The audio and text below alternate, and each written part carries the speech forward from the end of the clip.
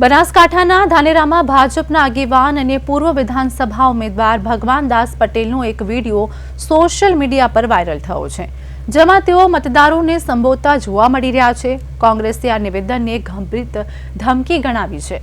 સ્થાનિક સ્વરાજની ચૂંટણીઓને લઈને જિલ્લામાં રાજકીય ગરમાવો વધ્યો છે। ભાજપ અને કોંગ્રેસ બંને પક્ષો દ્વારા સભાઓ યોજાઈ રહી છે, ત્યારે ધાનેરામાં ભાજપની સભાનો એક વિડીયો ચર્ચામાં છે। તેમાં ભગવાનદાસ પટેલ પાઇપલાઇનથી તળાવ ભરવાના મુદ્દે બોલતા કહે છે કે 150 કરોડના ખર્ચે 87 તળાવ ભરવા માટે પાઇપલાઇન આવી ગઈ છે અને જો ભૂલ થશે તો તેઓ કામ માટે ગાંધીનગર નહીં જાય। તેમના આ નિવેદન બાદ રાજકીય વિવાદ ઊભો થયો છે।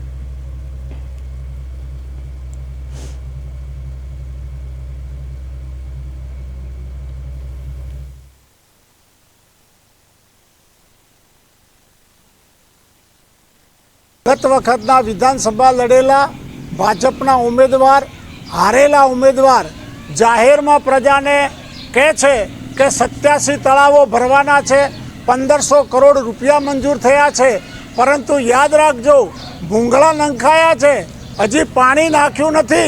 पछी अमे सरकार ने कही शकशुं जो अमने वोट ना आप्या तो आ भूंगळा में पाणी तमारे आवे के न पण आवे। આવી ગર્ભિત ધમકી આપનારા લોકોને હવે ઓળખવાની જરૂર છે।